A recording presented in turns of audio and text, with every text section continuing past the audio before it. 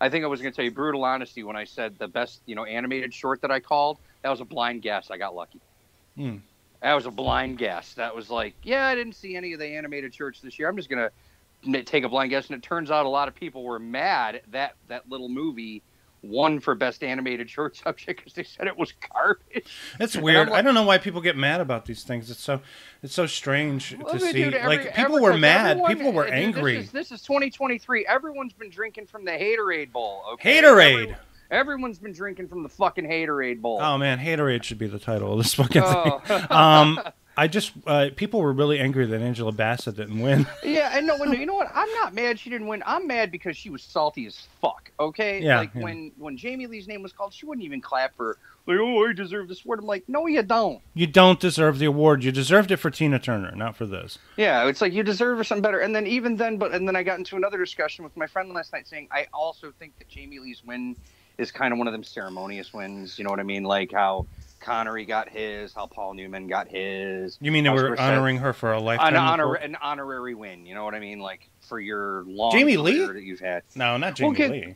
Well, but Jamie Lee. No, she completely, like I said, she was like Brendan Fraser in that movie. That's the thing, but that's a difference between you and me and a lot of other people.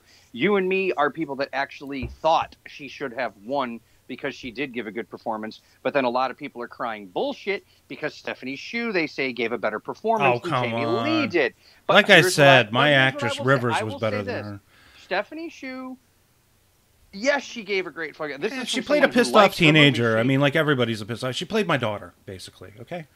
Yeah, but she did a good job at it. Okay, I liked Stephanie Hsu. I liked her in the movie. She was really good, but I'm sorry. I'm a little. One time, I went with my goddamn heart, and I was right. I'm like, Jamie Lee needs to win this motherfucker. Make me happy. At least I can say the girl whose career I've been following since I was a kid finally got an Oscar, and goddamn it, she won. So thank you. Yeah, I agree. But one thing I can't agree with you on.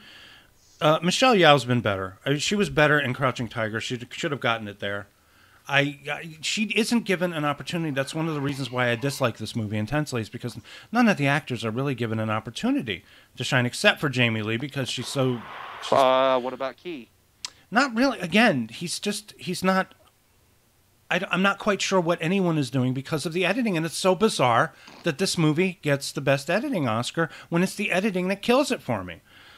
They should have slowed this fucker down so that we could appreciate or at least follow the story a little more. All right. Well, how about a little bit of better trivia for you? How about that this is the first movie? Okay, first of all, I want to clarify a statement that I made last time, saying that if this movie won, it would be the first movie ever to win all 4 major Guild Awards plus the Best Picture.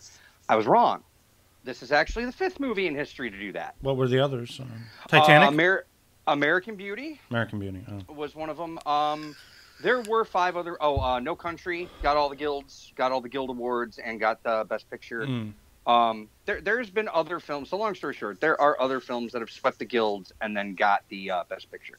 So, Argo was another one that swept the guilds. Really? And got Best Picture. Yeah, Argo got all the. Argo's another movie that, while I enjoyed it, I didn't think it was the greatest. Well, yeah, Argo has. I will agree. Argo did not hold up, but the competition it faced that year was pretty slim, so Argo had it. The competition that year was like Crash. It was like when Crash won in 2005. Oh my god! That, a lot of people cried rad on that movie, but I'm sorry, it was better than Brokeback Mountain.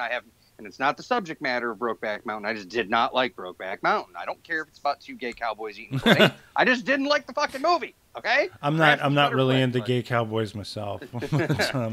But anyway, to clarify my statement, yes, Everything Everywhere is not the first movie to sweep the guilds and get the Best Picture. However, it is the first ever movie to win 6 above-the-line Academy Awards. Above the line meaning picture, screenplay, director, and the 4 acting awards. It got 6 out of 7. That is so strange because you have movies like One Flew Over the Cuckoo's Nest and stuff like that. But here's the kicker. I was just telling that to my buddy last night. Cuckoo's Nest could have been the only other movie to get 6 above the lines, but Brad Dourif did not win. Brad Dourif didn't win. And there was no supporting actress in that movie. There was no supporting actress. By Academy logic, then Everything Everywhere is better than One Flew Over, and by it's just Academy not true. logic, it's better, dude. By Academy logic, it's better than It Happened One Night. It Happened One It's better Night, than Silence of the Lambs, and it's better than One Flew Over the Cuckoo's Nest. Which is just total fucking horseshit. I'm sorry.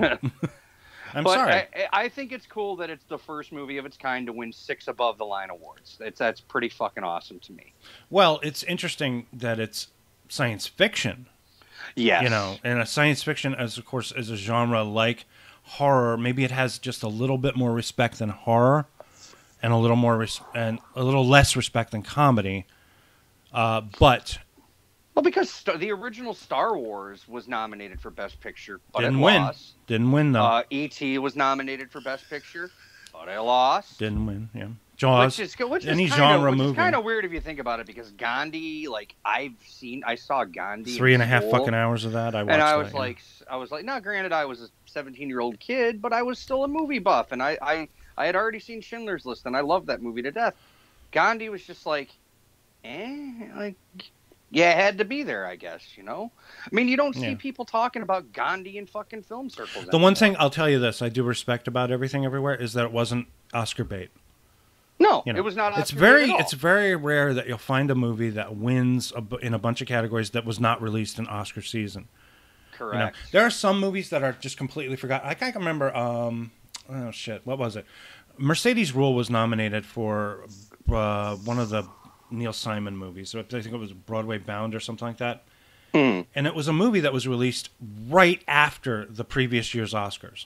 So it qualified immediately for the next year's Oscars, but everybody forgot about the movie. They forgot about her. There was also, I think, James Caan in Misery. People forget about these performances because apparently everybody has short attention spans, and generally you have this Spielberg trick of releasing a movie right before the Oscars to qualify. Oh, yeah, but that's what Spielberg does. I mean, he knows. Well, dude, that's Spielberg. I mean, but there have been other instances, like case in point, Silence of the Lambs. Actually, Bronwyn felt bad for Judd Hirsch. Because Kimmel set it up. Kimmel was like, he'll be the oldest guy in the universe, older than Sin, to win this Oscar, but no. Nope. Christopher Plummer still holds that title, thank you very much. But yeah, like... and they did, that was a fuck you to Kevin Spacey, basically. Pretty much. Well, and the Oscar goes to, fuck you, Kevin Spacey. He didn't win for that. He won for Beginners. Oh, Beginners. Well. Yeah, he was nominated. The fuck you to Kevin Spacey was Plummer getting nominated for All the Money in the World. So, but anyway, I was saying Silence of the Lambs was another one of those movies that came in and swept it all, but it was released early in 91. Like, it won at the 92 Oscars. That was a surprise, too. It's always a surprise because you're not expecting it. Also, it's a genre kind of a movie. It's considered the first ever horror film. I would more or less call it a thriller. That being said, I would call it a quirky Jonathan Demme number. Yeah, whatever you want to call it. I mean, but it was the first movie of its kind to win an Academy Award for Best Picture, which is pretty fucking cool. And now we have the first ever science fiction movie to get a Academy Award for Best Picture. Ted Levine holding his dick between his legs. Put the lotion in the fucking basket. That won an Oscar. And the Oscar goes to, was she a really great big fat person? She's a big girl, sir. Let's talk a little bit about Harrison Ford. That was my dude. When Ford came out on stage, that was literally me going, "Oh, Key-Kwan's going up there, giving him a fucking hug. It's happening." Well, it's kind of weird. He went on stage one other time, and that was 1994, I think, for Schindler's List, so he could give Spielberg a hug. But The Fugitive was also nominated, so it would have been really awesome if The Fugitive had won. Okay, but no. I want to backtrack just a little bit. I want to go off this. This is how I knew Michelle Yeoh was going to fucking win. Okay, so. Obviously, I want to make it quick. You know that the traditional rules are the last year's winners are supposed to present the current winners with the award. Like, that's what they've done supporting. Troy Kotzer, Arian DeBose. Now, when it came to the lead acting awards, you noticed Will Smith wasn't there, obviously, because he's been banned. But they brought Halle Berry out. The reason, and when Halle Berry came out, I'm like, oh, Michelle Yeoh's getting it. Halle Berry and somebody else. Halle Berry was the first woman of color to get a lead actress Academy Award. And she passed the torch down to Michelle Yeoh. Oh, yeah, for Make Me Feel Good. Make Me Feel Good. Make Me Feel Good. That was the name of the movie, Make Me Feel Good. That was like, dude, it was like kind of like to 06 or 07 when Scorsese got the best directing. George Lucas, Spielberg, and Coppola came out there. Like, that's basically saying, oh, yeah, Marty, you're fucking getting it. You know, like, it was a shoo-in award. Yeah. So, Wait, and which like movie that's was why they that? brought Was that The Harrison Departed? Ford out. It was a shoo-in. Are you talking about The Departed? Yeah, The Departed. Oh, okay, God, you got that one. Yeah, I really did enjoy The Departed. I remember that. So did I. I mean, I love that movie, but I was surprised that I hadn't seen it before. Yeah, I was shocked when I you guess told me we you were. never Well, saw it. I was like, we were probably taking care of the baby. She was probably just yeah, born you around probably that time. were, and it's fine. And, There's a lot of shit I didn't get around to seeing, you know. But yeah, but back to Harrison Ford, like that was just awesome seeing him hug Ki Kwan. You know, Indy or what is it, Shorty and Indy back together again. That was fucking great. That was nice. Yeah, it was. I wrote here in my notes though, in all caps, Harrison Ford hates acting. He wanted to be a carpenter. I think that's what he really wanted to do. He had quit acting 3 times, and then fucking Lucas destroys his life by making him an icon in a very, very popular science fiction movie. Yep. Every time you see him in interviews these days, he's hilarious because he just doesn't want to talk about anything. Because he doesn't give a fuck. Dude, he's gonna be 81. He doesn't give a fuck anymore. He likes to fly around in his little airplane. Dude, but the fact that we got one more Indiana Jones movie out of him, that says something. Now, I asked you. It's good. Let's just hope it's Do you good. think that we'll get a cameo from Short Round? I would hope that. 5 seconds. It would be like a really big crowd pleaser if that happened, and I bet you they probably going to shoot an insert if they haven't already. Yeah, they're going to do something. They're going to get Ki Kwan back in it. I really hope they do. That would be nice. Now, okay, I noticed when I look at Ki Kwan's credits, he had a drop-off and did not work for a long time, and it seemed like all of his credits in his filmography are sporadic. So what happened? Did he quit acting? Did he retire? He had to quit because he said all the roles dried up. Didn't you know he talked about it in the back room? Do you remember he changed his name for a little while to Jonathan Ki Kwan? Yeah. Yeah, he did. That was in his Tales from the Crypt days. Yeah, well, he did that to help try to get some roles because there really weren't any roles for Asian people back in those days, and that's why he said he stepped away. I don't know about that. There were plenty of Asian roles. The roles when I think about Ki Kwan, I also think about Gedde Watanabe, and Gedde Watanabe he became the quintessential kind of dork in movies. I mean, basically because of 16 Candles. And he was in great movies like he was in Gremlins 2, the new batch, remember? Yeah. And he was in Gung Ho. And he just appears in all this stuff. Gung Ho, that was a good role. You see, I would say that wasn't a stereotypical role. And very good name drop on Gung Ho, by the way. Gung Ho. Movie that does not get talked about I know. that often. Well, it's a great film. It's Ron Howard and Michael Keaton having some fun. Such a good movie. But anyway, he did not play what one would call a stereotypical role. He played a very good, meaty performance in Gung Ho. But then when you just said Gremlins 2, he played a very stereotypical role. What? He was like, I am a camera. But he was great. It was good to see. He was good to see. Yeah, I like cool him. To see. Oh, come on, UHF. I'm not very big. Yeah. You're so stupid.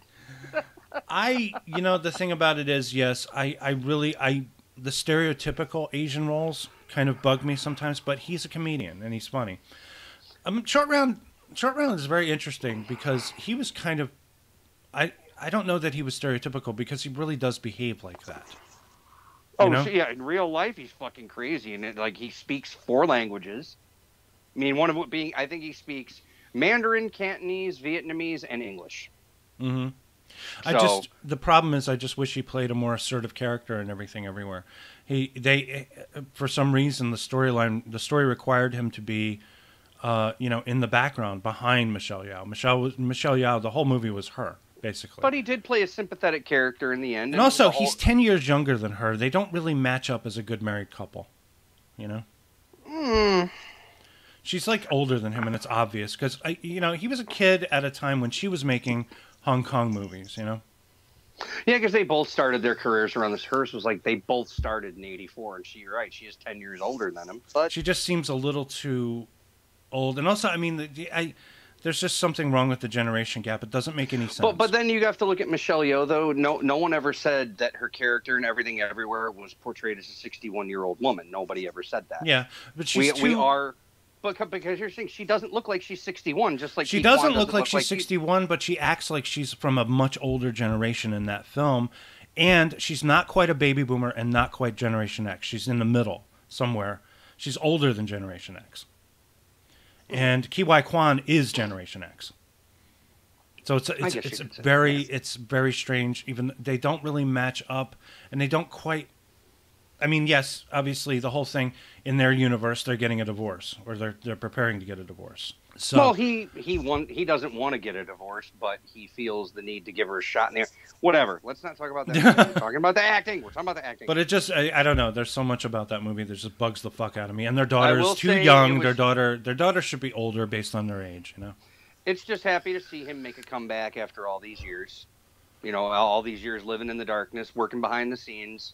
It was cool that he gave a shout out to Jeff Cohen, fucking chunk. Yeah. If you knew that was awesome. I had no idea that they stayed friends for all those years, and he became his lawyer. And like even more so, Jeff Cohen also got Michelle Yeoh like the deal for Everything Everywhere All at Once. So it's a little strange. Does the movie? The movie is supposed to be like what, $25 million or something? You know, I heard it was 18 million. I think they said with marketing it came out to 25. So the budget was actually around 18 I don't understand because, but with marketing it came out to 25. I don't know if you can make a movie look like that for that kind of money. Why are they spending so much money in movies now? You know, and the fact is, like, I don't understand the marketing anymore because I don't really see ads.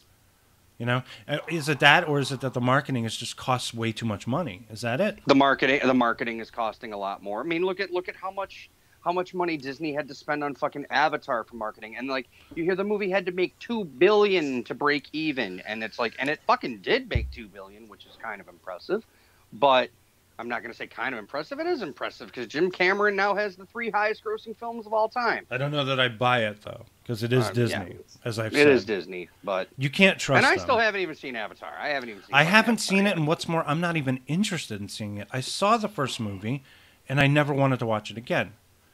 My daughter called it the Blue Kitty Cat People because she was very. How about Dances with Aliens? Dances with Smurfs is the South Park terminology. I mean, she thought it was kind of cute in that way, but there was something about the movie that made me physically ill. I don't know. I got nauseous. Anyway, I should probably wrap up the Oscar discussion. It was a boring ceremony, but it was shocking in the fact that a movie that Everything Everywhere All at Once wound up being the big winner.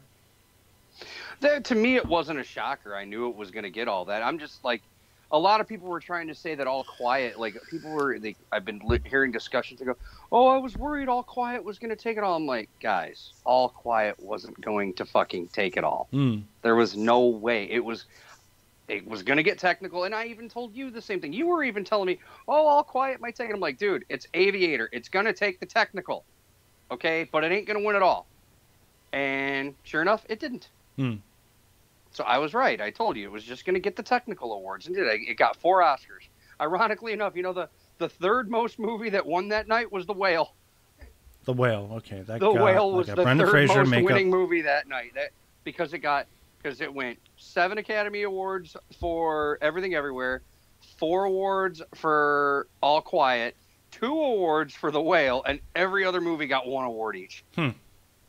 That's interesting. It's an ironic year, but you gotta love it. I mean, to me it was. I'm not gonna say the ceremony was anything special, but the wins to me were Everything Everywhere All at Once. I think that not to sound like a hack, but Brendan Fraser walking away, Ki Kwan, Michelle Yeoh, Jamie Lee Curtis. Everyone deserved every award that they got. I think that they should change the rules again and bring it back down to 5 nominees for Best Picture. That's what I think. Because movies just simply aren't good anymore. They're not. And you can't dig up 10 of these and just in a bid to make it look like movies are better. They're not. Movies are far worse now than they've ever been. Well, I want to get into one more thing, and I told this to a friend of mine last night. I said, the real reason I think Brendan Fraser was going to win, and I said this in our podcast, was the role of Charlie wasn't going to work if he didn't have somebody good to bounce off of. And he had Hong Chow, okay, who was also nominated for Best Supporting Actress. Now, if she would have won, I'd have been happy. That would have been great. But either way, Jamie got it, and for all the better. I think Austin Butler got hurt near the end of it all because of Tom Hanks. I think Tom Hanks was the reason he lost. Tom Hanks got a Razzie, didn't he? He did. Now, can a movie get a Razzie and an Oscar? Is it possible? Actually, it has happened. It has happened. But that aside, the fact remains is this: if you're going to do a movie about Elvis, okay, your dynamic is always going to be Elvis Presley and Colonel Tom Parker. That's your dynamic. The movie doesn't work if Tom Parker doesn't work. And since Tom Parker didn't work, at the end of the day, nobody could take Elvis seriously because there was no Tom Parker to Elvis. And I think that's what hampered the win, like why he did not win. And yeah, what actually... Tom Hanks, we love you, buddy. Tom Hanks, we love you. You're an American treasure. We love you. But after that, it's time to hang it up, man. You got to hang it up. I think, yeah, to your point, anyway, the story of Elvis was not the story of Elvis. It was mainly about Colonel Tom Parker. Mm-hmm. We were looking at the story of Elvis through Colonel Tom's eyes. He even narrates the movie, basically. And it is about his rise, his fame, his peak, and his decline. But unfortunately, the script tries to mirror the decline of Tom Parker with the decline of Elvis, at least the physical one. And it doesn't work because Hanks is just, he's absolutely dreadful. He's putting on a bizarre accent, you know? Mm-hmm. He sounds like whenever Roger Moore plays a Nazi. You know, that's what he sounds like. And dude, Roger Moore, when it comes to Roger Moore playing a Nazi, he does not put his heart into the role. They made a joke about that at one point. Well, again, but that comes to your point. You didn't put your Or when Sean Connery plays a Russian submarine captain. He's just not doing it, you know? He's doing Sean Scottish. Connery. He's just being Sean Connery. We sail into history. Yeah, but Sean Connery can be Sean Connery. Tom Hanks, we expect a little more out of him. I mean, okay, dude, another movie a lot of people dog, but I really like, is The Terminal. Okay. Oh, where he was putting on that weird accent. That weird, Krakosian accent. Oh, Krakosia. And I'm like, I still like the movie, and I know it's a fictional fucking country that he's talking about and everything, but at least Tom Hanks can pull it off sometimes. He can. But then again, he ain't no Meryl Streep. Okay, he's not Meryl Streep. I get into conversations occasionally with this one Facebook friend of mine, and we talk about Tom Cruise. We talk about the fact that we enjoyed him more as a comedic actor than we did as a dramatic actor. And I still do. I watched The Burbs a couple of weeks ago. I love that film. I watched The Money Pit. You're funny how you just mentioned The Burbs. What do you think we watched on Sunday before the Oscar? You watched The Burbs? That was your... Oh, we had a Tom Hanks Sunday. We watched...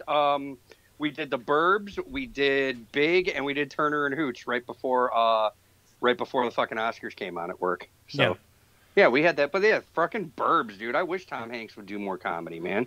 But unfortunately, the last time he did like a pure comedy, it flopped. It was The Lady Killers. Yeah, but I really loved The Lady Killers, even though he was kind of putting on a bit of a performance. Nobody seems to like that movie. I like that movie a lot, though.